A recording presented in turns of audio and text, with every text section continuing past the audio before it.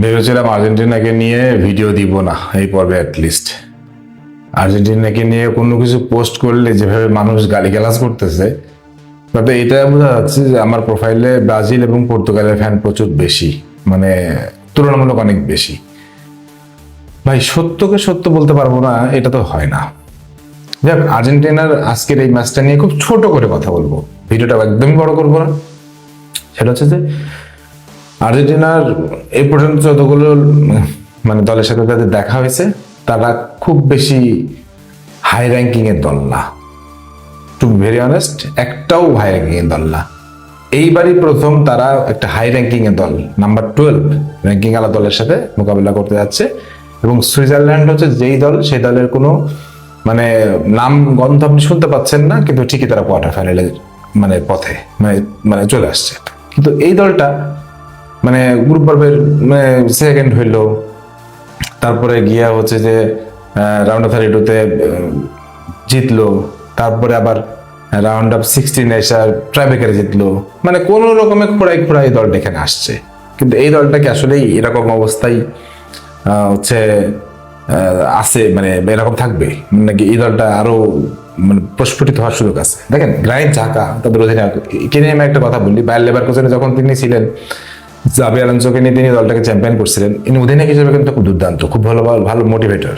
So ওই জায়গাটা থেকে চিন্তা করলে মানে সুইজারল্যান্ডের একটা ভালো চান্সেস আছে। এবং দেখেন তাদের হচ্ছে যে মানে ডিফেন্সটা দেখেন খুবই সলিড, জাকারিয়া, এলবেদি, তারপর হচ্ছে অ্যাকেনজি, হ্যাঁ, রদ্রিগুয়েজ, একদম সলিড ডিফেন্স। মিডে আছে গ্রানিট জাকা, তারপর মানে ফরওয়ার্ডে তো বিধ্বংসী লাইন, মানে বিধ্বংসী ফর্মে আছে হচ্ছে যে এমবোলো। সো এই মানে সেট আপটা আমার কাছে মনে হচ্ছে আর্জেন্টিনাকে চ্যালেঞ্জ জানাইতে পারে। এবং আর্জেন্টিনাকে শুধু চ্যালেঞ্জই জানাইতে পারে না, আর্জেন্টিনা কেপ ভার্দে এবং লাস্ট ম্যাচ যেটা খেলছে হচ্ছে যে আপনার মিশরের সাথে, এইরকম করে যদি শুরু করে, মানে ধীরে শুরু করা বা তারা খুব ব্যাপারটাকে হালকা হবে নাই, তাহলে সুইজারল্যান্ডের সাথে তাদের একটা ধরা খাওয়ার চান্স আছে।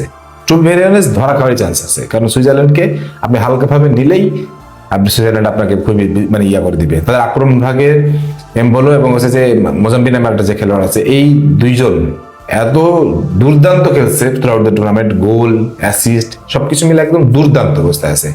এদের দুজনকে যদি আপনি কোনোভাবে যদি ম্যানেজ করতে না পারেন, মিডে যদি আপনি বল দখল নিতে না পারেন, ঠিক আছে, তারপরে আপনি যদি হচ্ছে যে কাউন্টার অ্যাটাক গুলো ঠেকাইতে না পারেন, সুইজারল্যান্ড তো কাউন্টার অ্যাটাকে হচ্ছে একটা মানে ভয়ানক মানে মারণাস্ত্র তৈরি করে ফেলছে।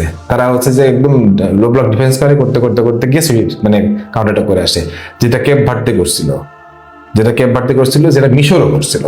সো কাউন্টার অ্যাটাকের ব্যাপারে আর্জেন্টিনা বারবারই দুর্বলতা দেখাচ্ছে এবং এই টুর্নামেন্টে খুবই দুর্বলতা দেখাইছে। যতগুলো কাউন্টার অ্যাটাক হয়েছে ততগুলোই গোল খাইছে।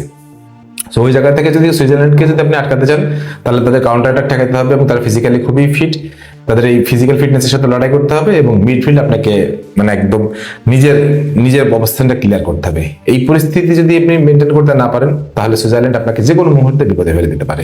কারণ আর্জেন্টিনার শক্তিমত্তাটা কি? আর্জেন্টিনার শক্তি হচ্ছে টিম বিল্ডিং এবং সামনে মেসি নেতৃত্ব দেয় এবং সে খেলাটাকে পরিচালনা করাই, মানে তার একটা ডিরেকশন থাকে। ওই ডিরেকশনটা আজকে ঠিক কোন ভাবে দেখবো আমরা, সেটা একটা ব্যাপার হবে।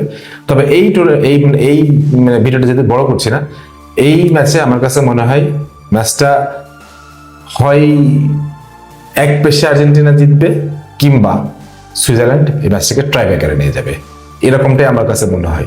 সো আপনাদের কি মনে হয় সেটা অবশ্যই একটু কমেন্ট সেকশনে জানাবেন। সবাই একটু কমেন্ট সেকশনে জানান, তাহলে বুঝতে পারবো আপনাদের ধারণাটা কি।